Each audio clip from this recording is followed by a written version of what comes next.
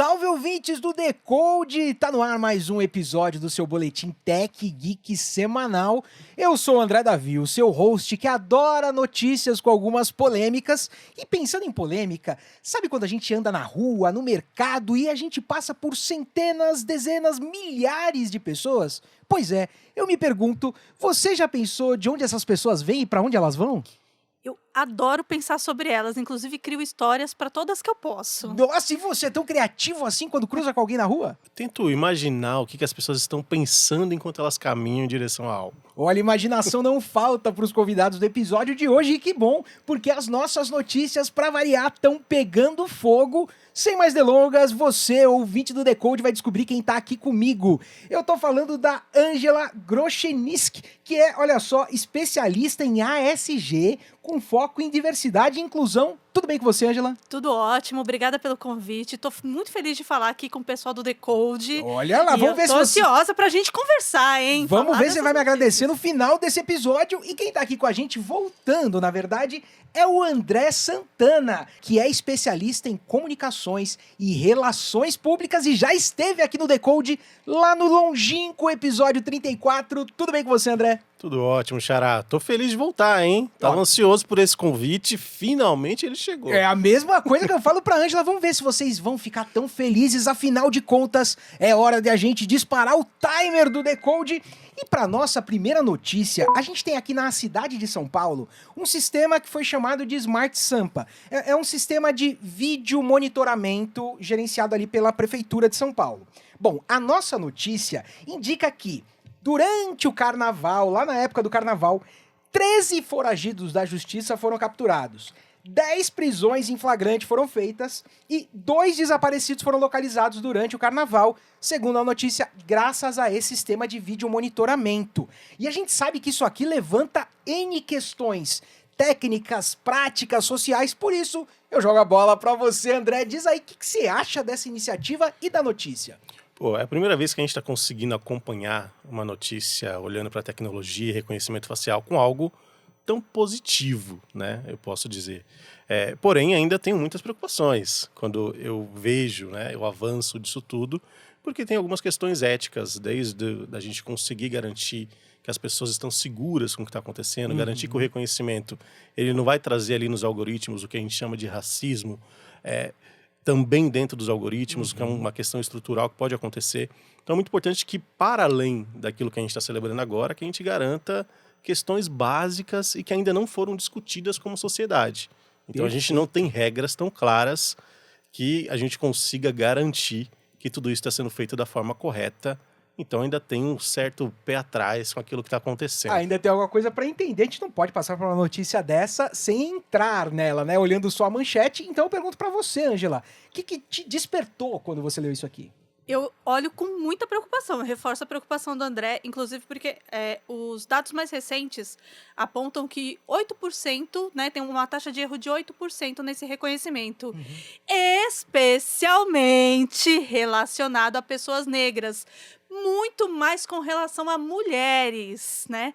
Racismo algorítmico encontrado, né, muito claramente, e aí a gente pensa assim, bom, então 8 em cada 100 pessoas tem um erro. Só que isso são milhares de pessoas num dia, né, então pensa nisso em grandes proporções. Só que para além dos grandes números, eu quero que a gente pense assim nas histórias de fato. Então vamos imaginar aqui uma personagem que é uma mulher negra, que provavelmente no carnaval, nas grandes festas, vai estar trabalhando ou catando latinha, ou de ambulante, vendendo bebida e não sei o quê. Esta imagem pode capturá-la lá. Eu tô falando de uma mulher que está trabalhando, mas pode ser uma mulher que esteja lá também. Curtindo a festa. Curtindo a festa, né? Então vamos supor que ela deixou os filhos em casa, foi trabalhar nessa noite, o reconhecimento facial confundiu ela com uma pessoa que é foragida da justiça, vai levar meses até que ela consiga sair da cadeia, porque provavelmente ela não vai ter dinheiro para advogado. Então, assim, ela pode entrar em uma grande armadilha jurídica complexa que a gente sabe como funciona na prática, né? Então, assim, eu fico feliz que a gente esteja avançando, mas eu acho que a gente tem que ser muito firme em aumentar as condições de observar a parte ética, reduzir o viés no algoritmo e, por isso, contratar pessoas que possam fazer isso. Que possam ter essa visão diversa, né? Que Exato. não fiquem ali só com a história que elas cresceram aprendendo. É muito legal a gente ter esse tipo de visão, porque aquilo não é a tecnologia pela tecnologia que é boa, ruim, bem aplicada ou mal aplicada. É porque a gente precisa desse raciocínio extra antes de simplesmente comemorar. E falando nesse raciocínio extra e falando em um olhar diverso, um olhar diferente, eu fiquei muito feliz com a próxima notícia do episódio de hoje, que fala sobre a Edera. O que é a Edera? Ela é uma nova empresa de cibersegurança fundada e comandada por mulheres exclusivamente. E o legal é que acabou de levantar 15 milhões para melhorar a segurança da inteligência artificial. E uma das fundadoras, eu adorei, que ela chama Alex Zenla. Quando ela era mais jovem, ela jogava Minecraft e ficava entrando nos fóruns, nos sites, querendo entender mais sobre transmissão de dados, tecnologia, proteção. Isso no futuro acabou virando um negócio. Eu queria saber de você, Angela, afinal você trabalha com diversidade e inclusão e um dos pontos que geralmente ficam marcados é a importância de um olhar diferente para um problema que a gente só tinha um olhar único. O que essa notícia aqui te despertou? Eu fico muito feliz, assim. Primeiro que, quando a gente consegue materializar, e de novo, né, mostrar um exemplo positivo, eu demonstro que a gente está no caminho certo, né? Então, por exemplo, toda mulher é especialista em segurança, tá? A gente é por natureza. Enfim, é uma questão cultural que a gente precisa atingir. E aí você fala que elas fundam, elas estão lá. Esta presença feminina em empresas de tecnologia é uma das razões da gente resolver a questão do viés que estava lá atrás e, principalmente, assim, a gente olha pelos dois lados. Eu vou ter um produto melhor, um produto mais bem acabado, mas eu também vou criar uma solução social. Né? Eu vou ter a emancipação de meninas e mulheres, a gente vai trabalhar com elas para que elas estejam presentes na vida econômica do país e vão poder desenvolver as suas famílias, desenvolver os seus lares e a gente vai ter prosperidade aí, né? Eu trabalho com um grupo que é o Movimento Mulheres na TI, lá com as minhas colegas do Banco do Brasil e a gente vai em todos os lugares do Brasil falando, meninas, isso aqui é para vocês. Tecnologia, desenvolvimento, algoritmos, pode vir que vocês têm condições, vocês vão aprender, vocês vão arrasar nessa área, né? Então, tirando aí um pouquinho das dúvidas que tem das barreiras e vamos desenvolver. Eu falei que eu tinha gostado da notícia antes de você falar, agora eu adorei, já virei fã da Edera, vamos ver se o André vai me fazer mudar de ideia, vai me fazer comprar uma camisa de fã. O que você achou dessa notícia? Pô, pode comprar a camisa agora. Já vamos vender essa camiseta. Quem quiser, compra. Certamente ela é muito positiva. Né? Quando a gente vê avanços, né? Principalmente quando a gente fala da parte de investimento. Né? Eu sou uma pessoa que gosta sempre de repetir. A intenção é maravilhosa. Mas quando você investe, aí sim você está falando que a coisa vai acontecer. E às vezes a gente sempre trava no investimento.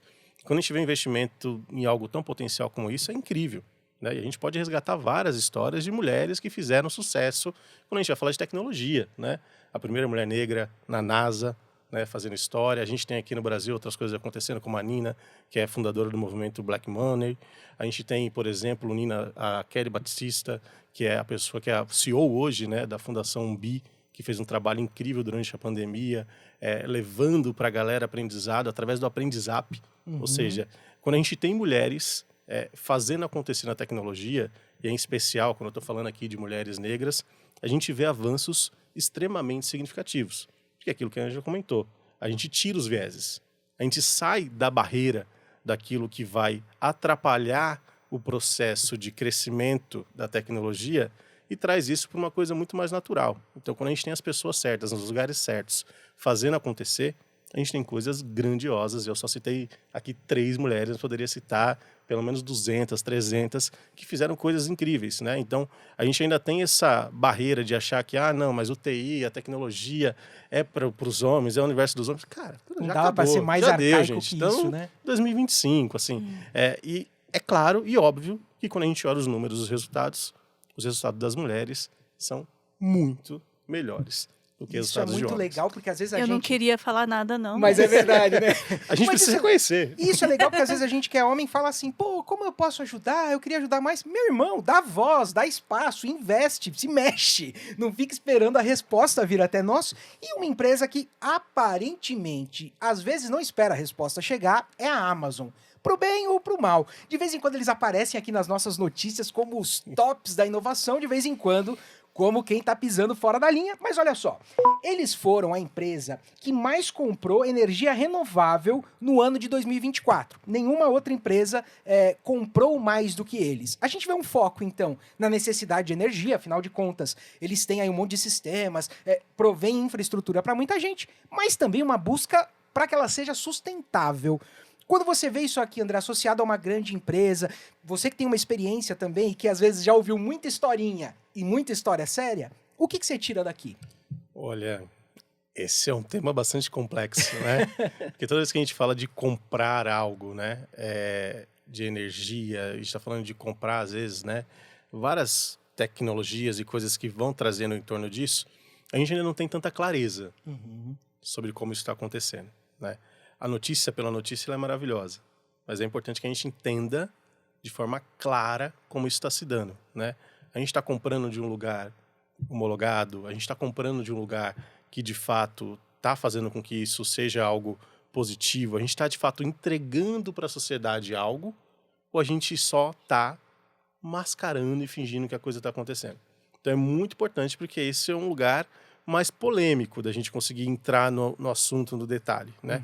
Mas tem muita gente que faz algo mascarado. Não tem o detalhe de como que a Amazon está fazendo isso. Não tem isso no detalhe aqui, claro, né? Mas é importante que a gente sempre faça esse questionamento, né? Assim como está comprando energia, assim como está comprando várias outras formas que a gente está falando de tentar ser mais sustentável, porque além daquilo que você está comprando, você pode produzir coisas mais sustentáveis. E né? eu acho engraçado esse assunto quando ele volta, porque eu sempre brinco aqui no Decode, inclusive, que quando eu era criança, a gente falava de ecologia, tinha o Capitão Planeta, era um assunto diário.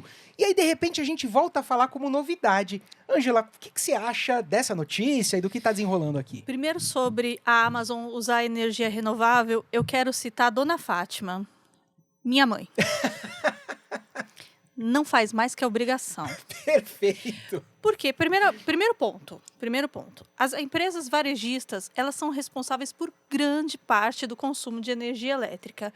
Seja pela forma como elas operam, seja pela falta de economia circular, seja pela ausência de responsabilidade socioambiental, de fato, né?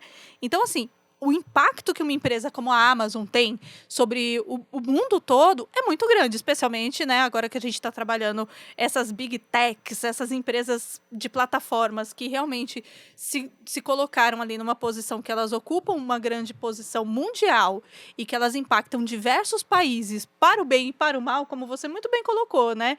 Tem as coisas que, assim, tem hora que a notícia é boa, tem hora que a notícia é ruim. A gente que trabalha mais com a ESG tem uma pulguinha atrás da orelha sempre, porque, assim, o mercado de carbono, ele tem uma parte dele que está super bem regulamentada, que a gente está compreendendo, mas a gente sabe que ainda tem muito impacto que, assim, esses grandes líderes conseguem impactar para que esse resultado pareça mais bonito do que é, né? Não sei se é o caso, não saberia dizer, também teria que olhar, pegar e conferir papel por papel, seria muita coisa, né? Mas, então, se essas empresas têm todo este impacto para o mal, então o mínimo que elas têm que fazer é investir em energia renovável, economia circular, né? Até porque eu vejo com grande preocupação que tem desaparecido do cenário a responsabilização objetiva das empresas, né? Que elas estão mais assim, elas se colocam nesse lugar plataforma terceirizada e quando surge um problema, não foi comigo. Não é de ninguém o problema. E isso é muito sério, sabe? Para nós, enquanto sociedade, isso não pode acontecer. Que impacta até na cadeia de suprimentos que vocês estavam levantando. Exatamente. Porque às vezes você tem uma empresa ali no meio daquela cadeia toda que ela não é regulamentada, que ela usa um trabalho que não deveria usar, que ela não paga impostos. Tem muito essa questão. E eu queria perguntar para vocês, antes da gente acabar o nosso bloco de notícias, se vocês têm esperança, porque a gente está falando aqui que precisamos prestar muita atenção. A gente precisa prestar atenção em questões sociais quando a gente vai pensar em tecnologia, em questões ambientais quando a gente vai pensar em tecnologia, em inclusão de pessoas na sociedade. Eu sei que é uma pergunta difícil, mas como é o Decode, eu vou tomar essa liberdade. Muito objetivamente, André, você tem esperança? Olha, tem uma música que eu amo muito, do Criolo, e não é a de São Paulo, dizer que não tem amor em São Paulo, tem uma outra que ele diz o seguinte: as pessoas não são más, elas só estão perdidas, ainda há tempo. Então eu tenho a mania de acreditar de que as pessoas podem ser melhores. Então eu estou sempre olhando para o futuro, tentando ter uma esperança, né? Um pinguinho de esperança. Eu tenho um filho de 7 anos, outro de 3 meses. Então, não olhar para o futuro com esperança Seria mataria complicado. toda a minha vivência, tudo aquilo que eu acredito que para eles pode ser melhor no futuro. Então, Pô, sensacional. E você, Angela? Você tem esperança? Sem esperança, eu nem ia levantar da cama, né? Eu escolhi uma carreira e uma área que realmente demanda da gente, assim, esperança de fato, porque quando a gente... Se você abrir um jornal numa manhã comum, né? Abrir um jornal é uma coisa antiga, né? Mas vamos lá. Quando eu acessar as notícias pela manhã, a gente, especialmente com relação à crise climática, que assim, é como você falou, quando a gente era criança, o assunto ecologia estava em alta. A gente sabia que a crise vinha. E aí a gente chega aqui e o que aconteceu? Ela veio e a gente não tomou as providências necessárias para evitá-la. Então eu poderia pensar nisso sob o viés negativo. Poxa vida, a gente sabia que tinha uma crise vindo e não tomamos as providências. Mas, por outro lado, olha a gente aqui, olhando de novo para isso e insistindo, porque a gente sabe que se nós criamos o problema, a gente vai criar a solução também. Pelo amor de Deus, eu quero uma salva de palmas virtuais para os nossos convidados que passaram muito bem pelos minutos de notícia.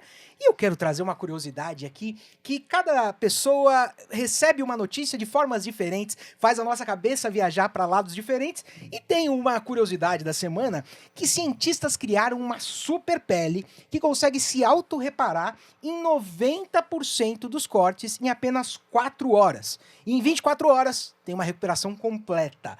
Eu olhei pra isso aqui como um bom nerdzinho que eu sou. Eu já imaginei Exterminador do Futuro, Schwarzenegger lá cortando, vem da máquina. Mas eu quero saber de vocês, afinal, todos somos pessoas impactadas por isso. Ângela, o que você acha de uma inovação tão diferente assim? Eu sou apaixonada pelas inovações biomédicas e, inclusive, assim, a minha experiência pessoal eu sofro uma doença inflamatória, eu sou uma mulher com endometriose, né? As ouvintes talvez se identifiquem, né? Somos 10%, e é uma doença que, assim, ela está presente, mas o exame comum, o exame, o ultrassom não pega, demora muito para você detectar porque ele é invisível, né? E aí, quando você pensa assim, pô, e se criarem uma solução que talvez eu não precise de métodos tão invasivos, ou que esses tecidos meus que estão tão machucados, dificultando a minha qualidade de vida, passem a se recuperar mais rápido. Claro que meu primeiro pensamento é sempre igual ao seu. Vamos indo para o apocalipse zumbi. Né? Primeira coisa que eu penso, sempre que eu vejo uma notícia dessa, lá vem o apocalipse zumbi, mas depois eu paro e penso, pô, é muito legal. E eu espero que a gente evolua, e eu espero que a gente tenha muito incentivo à inovação científica na área médica, de forma que ela fique acessível para todas as pessoas que precisam delas. Eu agradeço porque eu me senti menos estranho agora. Você falou que concorda. E pra você, André, quando você vê essas notícias, pele que recupera e tal, pra onde vai sua cabeça, cara? Eu sou sempre a favor do avanço, Xará. Porque eu sempre olho e penso assim, pô, lá na década de 50, quando a gente tinha os bondinhos, as pessoas se assustavam com um bondinho que andava a 10 por hora, né? Assim, imagina, e eram atropeladas, porque o bondinho estava muito rápido. Então, hoje a gente tem metrô e tem outras coisas acontecendo. Eu sempre olho para a tecnologia e o primeiro momento ela assusta, né? Quando a gente olha e fala, nossa, que susto, será que isso vai ou não? Mas, pô, pensa comigo, uma pessoa que acabou de sofrer um ferimento de queimadura. Poxa, A dor que é isso. Né? Imagina para uma mãe que vê uma criança que sofreu isso. A gente tinha até então a coisa mais próxima de fazer algo acontecer com pele de tilápia. Por outro lado, a gente nunca chegou no bom senso de que o que a gente faz com a tilápia, com a carne dessa tilápia, né? Porque ela não ia para uso, era um descarte. Então a gente tinha ali uma questão já do nosso ecossistema sendo complexa de ser feita, né? Então, quando a gente vê a tecnologia avançando por uma coisa tão positiva, eu fico feliz demais. Eu acho que a gente está caminhando para coisas melhores, assim. E eu espero, não sei se a gente vai chegar lá nos Jacksons, né? Mas acho que a gente está meio mais para os Flintstones ainda, né? Você conhece a teoria de que os Jetsons e os Flintstones, eles vivem no mesmo tempo, né? Exatamente. Só que é o subúrbio e o centro. Exatamente. Só estamos ali juntos, separados. Gente, mas o que eu mais gostei é que vocês conseguiram conectar um monte de coisas legais aqui para fazer a gente pensar em cima dessas notícias para os nossos ouvintes e para as nossas ouvintes irem além da manchete, descobrirem o que está lá. E com certeza agora eles estão pensando, onde eu vou saber mais desses convidados, onde eu encontro eles, do que eles estão falando, o que eles estão fazendo. André, onde eu encontro? O que você está fazendo? Conta pra gente. Xará, pode me encontrar no LinkedIn ou nas redes sociais, no Instagram, especialmente, né? @André3San, S-A-M. No LinkedIn, André Santana Mendes. E tô aí para voltar com uma nova temporada do meu podcast também, que é o Pluralidade em Pauta, onde eu recebo pessoas negras para conversar sobre tudo, para além da situação do racismo que nos atravessa. Então, fica aí o convite para quem quiser conhecer e acompanhar um pouquinho mais. Com certeza a gente vai chegar em peso lá. E você, Ângela, onde eu te encontro? Do que você anda falando? Conta pra gente. Bom, vocês vão me encontrar também no Instagram e no LinkedIn, né? No Instagram, pelo meu nome, Ângela Groscheniski. Se vocês tiverem dificuldade, acho que vai ficar a gente vai deixar o link aqui. Não é simples, né? No LinkedIn é um pouco mais fácil, que é Ângela G. Lima. Estou lá também no LinkedIn, né? E convido vocês também para curtirem a página @Movimento Mulheres na TI, lá do Instagram, que junto com as minhas amigas a gente tem um trabalho voluntário para incentivar mulheres para virem para a tecnologia. Sigam nossa página, apoiem o movimento. Estamos esperando vocês lá. Olha, essa eu vou curtir imediatamente, a hora que acabar o programa, para quando ele for ao ar, os ouvintes poderem checar que aquele André Davi tá lá curtindo essa página. Gente, eu agradeço demais vocês e eu queria até deixar um recado para os nossos ouvintes, já que a gente está passando algumas redes, né? Ouvintes, acessem a plataforma meetups.com no perfil da FIAP, que é o perfil FIAP Meetups. Lá você vai ter todas as datas, onde vão acontecer, e o melhor é que tudo isso é de graça, é só você se inscrever. Ângela, muito obrigado pela presença, adorei ter você aqui com a gente no Decode e já quero que você volte, assim como também o André, muito obrigado pela sua presença, vai voltar, a gente vai pedir música no Fantástico, porque é assim que a banda toca aqui. E você, ouvinte do Decode, mais uma vez, muito obrigado pela sua audiência. E já que a gente está fazendo essa troca maneira aqui, vai lá e avalia a gente com 5 estrelas. E também manda o link desse episódio para um amigo ou para uma amiga sua que querem saber o que está além das manchetes e entender as notícias que mudam a nossa vida. O FIAP Decode faz parte da Hipsters Network, a rede de podcasts do ecossistema Alura, FIAP e PM3. Quer saber ainda mais sobre tecnologia e negócios? Acesse hipsters.network e siga o @hipsters.network no Instagram.